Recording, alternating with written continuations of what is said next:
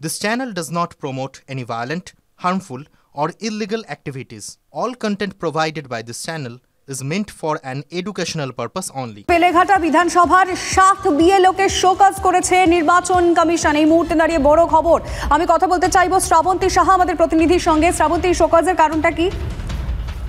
দেখো রিমা, বিভিন্ন জায়গায় বিএলওরা বিক্ষোভ করছেন। তাদের বক্তব্য, তারা এনুমারেশন ফর্ম যখন নিয়ে এসে ডিজিটাইজ করতে যাচ্ছেন তখন সমস্যার সম্মুখীন হচ্ছেন।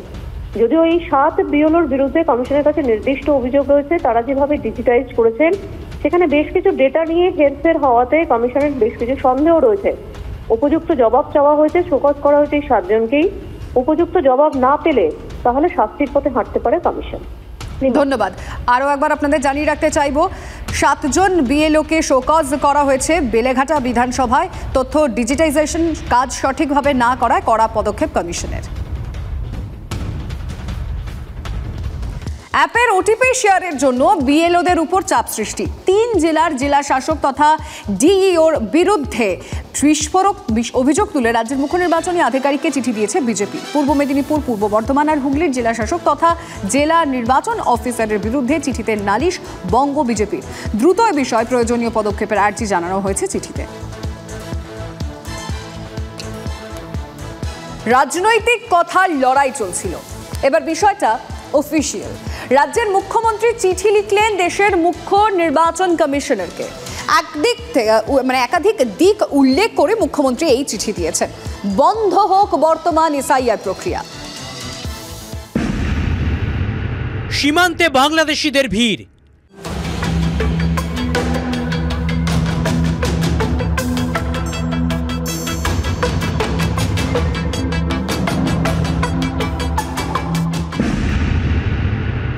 দিকে দিকে বিএলও বিক্ষোভ।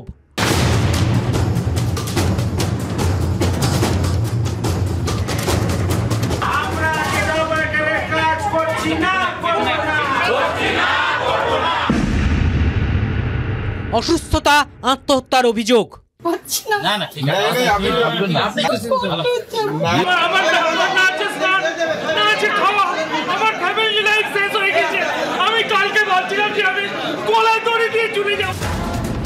এসআইআর শুরুর পর থেকে এই ছবিগুলি এ বঙ্গে খুব পরিচিত।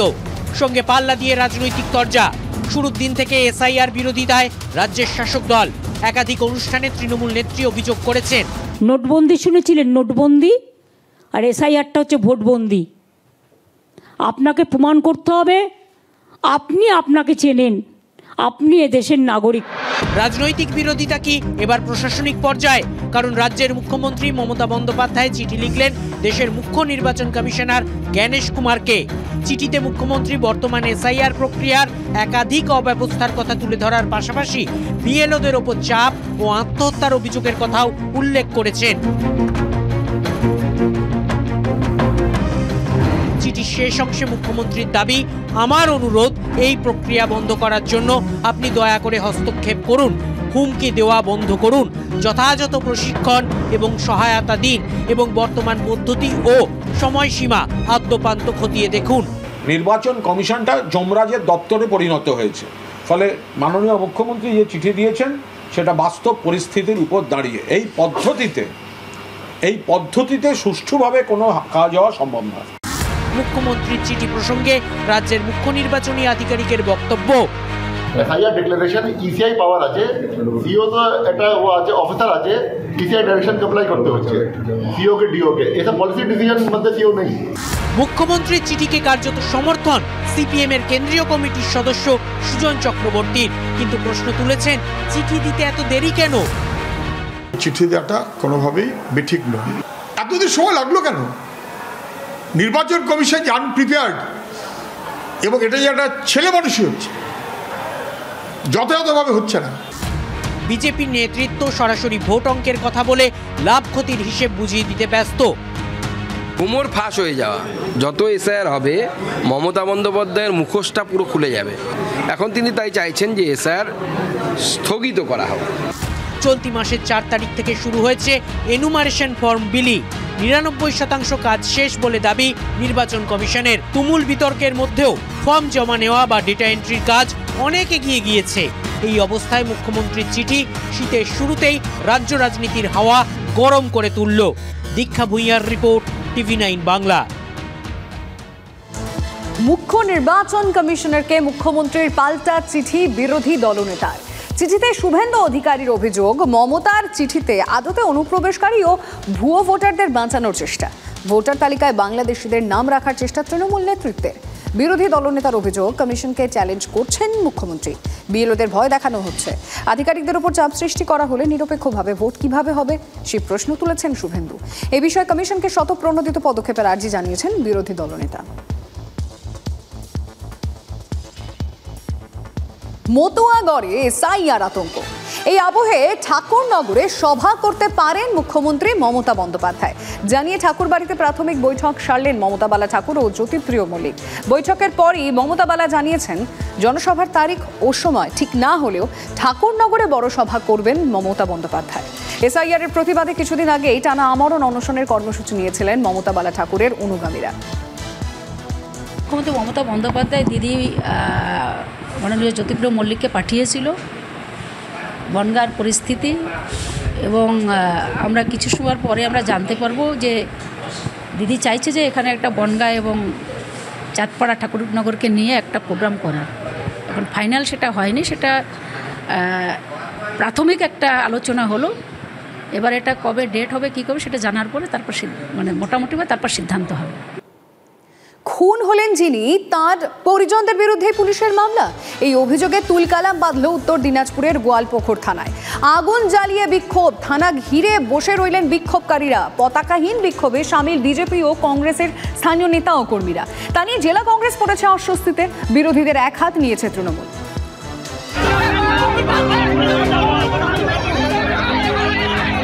থানা ঘিরল উত্তেজিত জনতা, পুলিশকে ঘিরে তুমুল বিক্ষোভ, উঠল স্লোগান, কার্যত অগ্নিগর্ভ পরিস্থিতি। সামাল দিতে হিমশিম খেলেন পুলিশ অফিসাররা। সম্প্রতি উত্তর দিনাজপুরের গোয়ালপুকুরের চেনপুরে জমি সংক্রান্ত বিবাদে এক ব্যক্তির মৃত্যু হয়। অভিযোগ জানাতে গেলে মৃতের পরিবারের সদস্যদের বিরুদ্ধেই মামলা দায়ের করে পুলিশ। বিষয়টি বিজেপি নেতা গোলাম সরোয়ারের কানে যায়। তিনি মৃতের পরিবারের সদস্যদের নিয়ে থানায় যান, কিন্তু এবারও পুলিশের বিরুদ্ধে দুর্ব্যবহারের অভিযোগ ওঠে।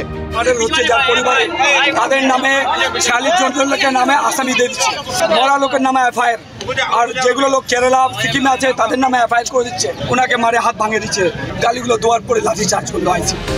ঘটনার প্রতিবাদে এদিন পতাকা ছাড়াই মিছিল করে গোয়ালপুকুর থানার সামনে যান বহু মানুষ। থানা ঘিরে তুমুল বিক্ষোভ চলে।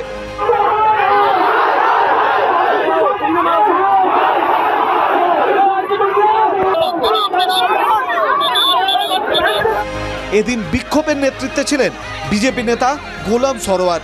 আবার বিক্ষোভে সামিল হওয়া কেউ কেউ নিজেদের কংগ্রেস কর্মী বলে দাবি করেন। আপনি একটা কংগ্রেস করেন, সারবারদা বিজেপি করে, কিন্তু আজকে কোনো ব্যানার দেখা যাচ্ছে না। আর এটাই তো হলো ইনসানিয়ত। পার্টি নিজের জায়গায় আছে, নিজের জায়গায় থাকবে, কিন্তু জনগণের পর যদি কোনো আঁচ আসে তাহলে আমরা রুকে থাকবো না। উত্তর দিনাজপুরের জেলার রাজনীতিতে এটাই এখন চর্চার বিষয়। পুলিশের বিরুদ্ধে বিক্ষোভ দেখাতে গিয়ে কি এককাট্টা হয়ে গেল বিজেপি আর কংগ্রেস? জাতীয় কংগ্রেস সাম্প্রদায়িক বিজেপির সাথে হাত মিলায়নি এবং মিলাবেও না। বিজেপি আর তৃণমূল গুড আন্ডারস্ট্যান্ডিং এর মধ্যে দিয়ে চলছে সাম্প্রদায়িক তাস খেলার চেষ্টা, কিছুই না। এরই মধ্যে থানায় ডেপুটেশন দিতে যাওয়ার সময় ফের আইসির সঙ্গে তরজায় জড়ান বিক্ষোভকারীরা। আমি আপনার বিরুদ্ধে কমপ্লেন করবো, আপনাকে দেবো কমপ্লেনটা। কি বাদ কথা বলছেন? আপনি আমাকে দেখছেন না, আপনি কমপ্লেন দিচ্ছেন, আইসি চেয়ারতে দিচ্ছেন। গোয়ালপুকুর থানায় লিখিত অভিযোগ দায়ের হওয়ার পরে বিক্ষোভ উঠে যায়। আমরা কমপ্লেন দিলাম, রিসিভিং পাই গেছি আমরা। আইসি এখান থেকে সরবে, এখান থেকে সরাবো আমরা। কার পক্ষকে সবকিছু বুঝে সুঝেই কাজ করে, সবকিছু একটা নিয়ম কানুন আইনের মধ্যে চলতে হয়। শুধুমাত্র হটকারিতা হচ্ছে বিরোধীদের কাজ। দ্রুত একদম তদন্ত শেষ করে যে প্রকৃত অপরাধী তাকে তোকে শাস্তি দিতে হবে দৃষ্টান্তমূলক, এবং পুলিশকেও এরকম আচরণ করতে হবে যাতে আগামী দিনে মানুষ আস্থাটা পুলিশের উপর ছিল, সেই আস্থাটা যাতে মানুষ ফেরত পায়। তবে পরিস্থিতির দিকে নজর রেখেছে পুলিশ। উত্তর দিনাজপুর থেকে রূপক ঘোষের রিপোর্ট, TV9 বাংলা। ভারতীয় ফুটবলের অচলাবস্থা কাটাতে প্রধানমন্ত্রীর দ্বারস্থ ইস্ট বেঙ্গল ক্লাব। আইএসএল নিয়ে জটিলতা, অন্ধকারে ভারতীয় ফুটবল। আগামীকাল সুপ্রিম কোর্টে ফেডারেশনের মামলার শুনানি রয়েছে। এসবের মাঝে ভারতীয় ফুটবলের অচলাবস্থা কাটাতে প্রধানমন্ত্রীকে চিঠি ইস্ট বেঙ্গল। জট কাটিয়ে অবশেষে মুক্তি পাচ্ছে একাডেমি অফ ফাইন আর্টস। গত 13ই নভেম্বর ছবিটি মুক্তি পাওয়ার কথা ছিল, কিন্তু দুদিন আগে স্থগিত করে দেওয়া হয়। ফেডারেশনের তরফ থেকে বলা হয়েছিল প্রাথমিকভাবে এটাকে ছাত্রদের ছবি বলা হলেও আদতে এই সিনেমার পিছনে রয়েছেন প্রযোজক। ফেডারেশনের বিরুদ্ধে ক্ষোভ উগরে দিয়েছিলেন পরিচালক। বকেয়া টাকা না মেটানোর অভিযোগ ওঠে প্রমোদ ফিল্মসের বিরুদ্ধে। বকেয়া টাকা মেটানোয় মুক্তি পাচ্ছে ছবিটি। মোট 30টি প্রেক্ষাগৃহে এই সিনেমা রিলিজ হতে চলেছে।